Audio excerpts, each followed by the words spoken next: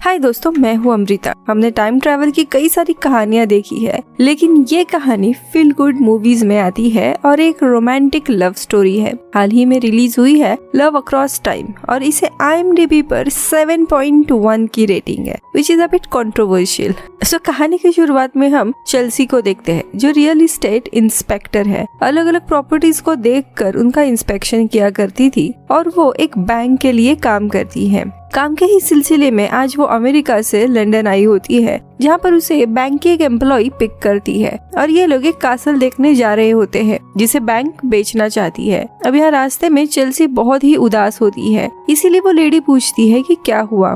उसके और उसके पार्टनर निक का अभी अभी ब्रेकअप हुआ। निक भी इस ट्रिप पर आने वाला था, लेकिन एंड मोमेंट पर उसने मना कर दिया और ऐसे कई बार हुआ है, इसीलिए चेल्सी ने उससे ब्रेकअप कर लिया होता है। लेकिन अभी निक उसे बार बार कॉल करके माफी मांग रहा है, इसीलिए वो उदास है। फिर अब ये लोग उस कैसल में आ जाते हैं, जो दिखने के लिए काफी सुंदर होता है और बहुत ही बड़ा था। अब यहाँ का मुआवजा वगैरह करने के बाद चेल्सी यहीं पर रहने वाली थी। वो लेडी चेल्सी को केयर टेकर से भी मिलवाती है, जिसका नाम क्वीन होता है, जो पास ही में रहता था। जिसके बाद वो लेडी उसका सामान वगैरह निकाल कर यहाँ से चली जाती है। अब चेल्सी घर वगैरह देखने लगती है और अपना पूरा सामान सेट कर देती है। इसी दरमियान कई बार उसके एक्स निक का उसे कॉल भी आ रहा था, लेकिन वो कॉल नहीं उठाती। अब उसे पता चलता है कि ये कैसल काफी सालों से बिक नहीं रहा है, क्योंकि यहाँ पर ऐसी अफवाह है कि ये घर हॉन्टेड है, इसीलिए बिक नहीं रहा है। अब वो आसपास चेक करने के लिए जाती है और नीचे के बेसमेंट में आ जाती है।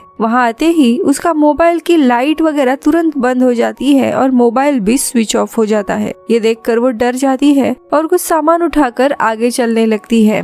अंदर आने पर उसे एक मिरर दिखाई देता है जो चमक रहा था और तभी अचानक से एक प्रिंस जैसा आदमी उस मिरर में आ जाता है, जो चेल्सी को भी देख सकता था। दोनों भी एक दूसरे को देखकर चौंक जाते हैं। वो प्रिंस जैसा लड़का इससे पूछता है कि तुम मेरे मिरर में क्या कर रही हो। तब चेल्सी कहती है कि मैं अपने घर में हूँ और तुम मेरे मिरर में मुझे दिखाई दे रहे हो। अब दोनों भी हैरान थे। चेल्सी मिरर के पीछे जाकर देखती है तो नॉर्मल सा रूम था, यानी कि ये मिरर कोई डोरवे जैसा काम करता था और उसे कोई और समय की ही चीजें दिखा रहा था।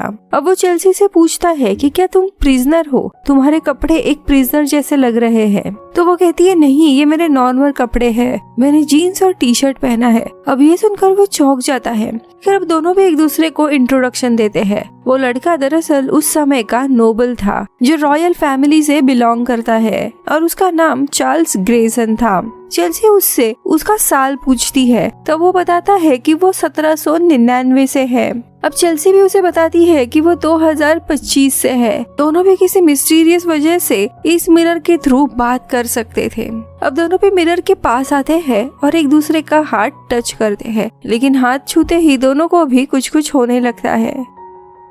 अब इसी दरमियान चार्ल्स को उसकी माँ बुलाती है, इसीलिए उसे जाना पड़ता है। अब चेल्सी भी वहाँ से निकल जाती है। अगले दिन सुबह वो वापस आती है, लेकिन मिरर अब नॉर्मल हो गया था। अब वो उस रूम में एग्जैक्टली क्या हो रहा है ये देखने के लिए क्वीन के पास जाती है। तो क्वीन बताता है कि उस रूम में कोई भी गैजेट काम नहीं करता, कई बार अजीब अजीब आवाजें भी आती है और इलेक्ट्रिसिटी भी काम नहीं करती, इसीलिए वो उस रूम में जाता नहीं है। अब उसकी शेल्फ पर टाइम ट्रैवल की एक किताब रखी थी। अब चेल्सी वो पढ़ने के लिए लेती है। उस किताब में ऐसे डोरवेज के बारे में काफी कुछ लिखा हुआ था, इसीलिए वो तुरंत उस ऑथर को कॉल करती है। तो ऑथर बताती है कि कई बार लोगों को ऐसे डोरवेज मिले हैं जहाँ पे इलेक्ट्रिसिटी काम नहीं करती। ये डोरवेज मून के साइकिल पर बेस्ड है। जब भी फुल मून या अमावस की रात होती है तब एनर्जी काफी स्ट्रॉन्ग होती है और वो डोरवेज ओपन होता है।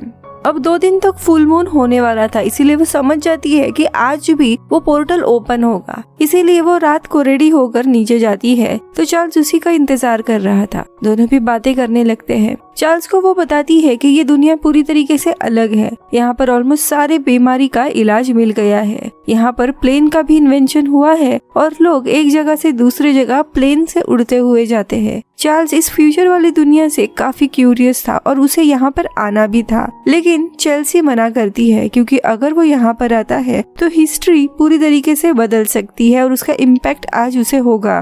अब चार्ल्स वहाँ पर कुकीज खा रहा था और वो चेल्सी को मिरर के डोरवे से कुछ कुकीज ऑफर करता है और चेल्सी भी उन्हें खाती है। उसे काफी पसंद आती है, लेकिन तभी उसकी सांसें अटकने लगती है क्योंकि उन कुकीज में नट्स थे और उसे नट्स की एलर्जी थी। चेल्सी काफी तड़पने लगती है। ये देखकर चार्ल्स काफी ज्यादा डर जाता है और वो सीधा मिरर से जंप मार के इस तरफ आ जाता है। चेल्सी उसे बताती है कि उसने अपने बैग में एपिपिन रखा है जो कि किचन पर है। अब चार्ल्स ऊपर जाता है और उसका बैग लेकर आता है। अब चेल्सी किसी तरह एपिपिन निकाल कर अपने पैर में लगा देती है, जिससे उसके एलर्जी का रिएक्शन कम हो जाता है और वो थोड़ी ठीक हो जाती है, लेकिन अभी भी वो कमजोर हालत में थी। इसीलिए चार्ल्स वहीं पर रुक जाता है और देखते देखते दोनों भी सो जाते हैं। अब अगला दिन जब आता है तब चेल्सी पूरी तरीके से ठीक थी, लेकिन दोनों देखते हैं कि मिरर का डोरवे अब बंद हो गया है। अब आज से 15 दिन के बाद ही ये मिरर डोरवे खुलेगा। वही चार्ल्स अब इस दुनिया में आकर काफी एक्साइटेड होता है। उसे यहाँ की दुनिया देखनी थी। अब चार्ल्स यहाँ पे रहने लगता है। उसे अपने बारे में, अपनी लाइफ के बारे में, अतीत के बारे में काफी कुछ चीजें बताता है और दोनों धीरे धीरे एक दूसरे को पसंद करने लगते हैं। चार्ल्स उस समय का काफी बड़ी हस्ती हुआ करता था, इसीलिए एक दिन चेल्सी उसके बारे में विकिपीडिया पर पढ़ती है और उसे पता चलता है कि उसके समय में कुछ ही हफ्तों के बाद एक दूसरे स्टेट में आग लगने के कारण चार्ल्स की मौत होने वाली है। ये सुनकर उसे बहुत ही बड़ा शॉक लगता है। घर के पीछे उसका स्टोन भी था। ये देखकर उसका पूरा दिल ही टूट जाता है। अब वो डिसाइड करती है कि ये बात चार्ल्स को वो ना बताएगी।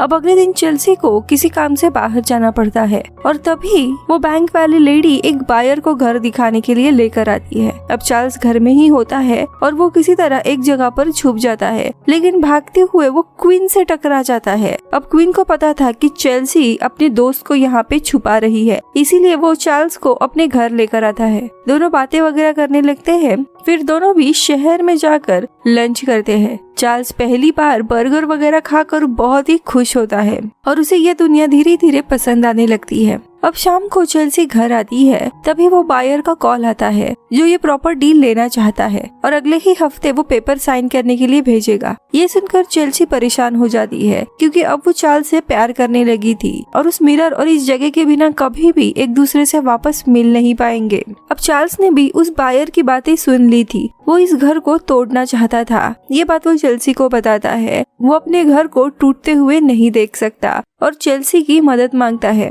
अब अगले ही दिन दोनों भी पहले तो शॉपिंग सेंटर में जाते हैं, जहाँ पे चेल्सी उसके लिए नए नए कपड़े लेती है। फिर दोनों भी सिटी सेंटर में जाते हैं और कहते हैं कि जो ये कैसल है वो 200 साल पुराना है, क्या हम इसे एक पुरानी प्रॉपर्टी के तौर पे रख सकते हैं as a symbol of history. लेकिन सिटी वाले लोग कहते हैं कि यहाँ पर ऐसी कई सारी प्रॉपर्टीज है जो 200 साल से भी पुरानी है, इसीलिए हर एक प्रॉपर्टी को ये लोग हिस्टोरिकल प्रॉपर्टी नहीं डिफाइन कर सकते और ये प्रॉपर्टी बैंक के पास है, इसीलिए बैंक वाले ही जो चाहे वो कर सकते हैं। चार्ल्स उदास था मगर और कोई ऑप्शन नहीं था, इसीलिए दोनों भी शाम को बातें कर रहे थे और चेल्सी को ये सब कुछ ट्राई करने के लिए थैंक यू कहता है और उसे बताता है कि पास में ही उसका एक और महल है जहाँ पे उसका जन्म हुआ था और चेल्सी को लेकर वो वहाँ पर जाता है। चेल्सी को रियलाइज होता है ये वही घर है जहाँ पर 1799 में कुछ दिनों के बाद आग लगने वाली है और चार्ल्स की मौत होने वाली है।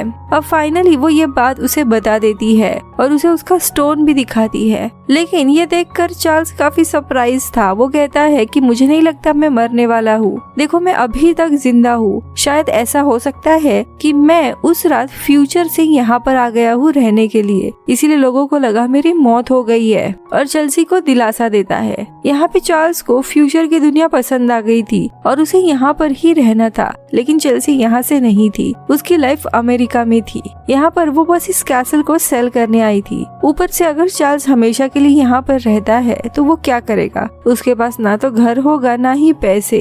इसीलिए दोनों भी डिसाइड करते हैं कि वे लोग अपने अपने समय और अपने देश में लौट जाएंगे। लेकिन खुद चेल्सी को भी ये घर बचाना था, इसीलिए फाइनली वो अपने बॉस से बात करती है कि इस कैसल को ना बेचे, लेकिन बॉस भी हेल्प करने से मना कर देती है।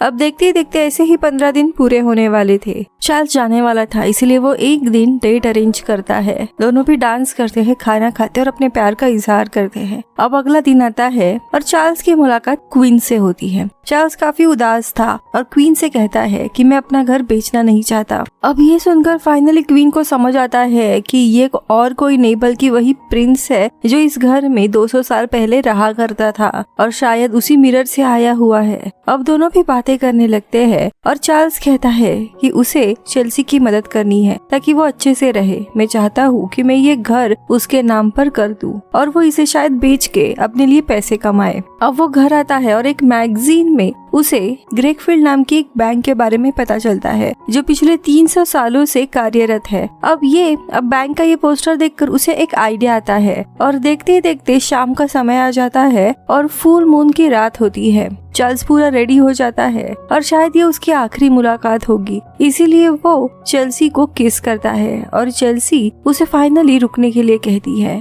लेकिन चार्ल्स कहता है कि वो जल्दी ही वापस आएगा, मेरा जाना जरूरी है, और मिरर से निकल जाता है। चेल्सी काफी दुखी होती है।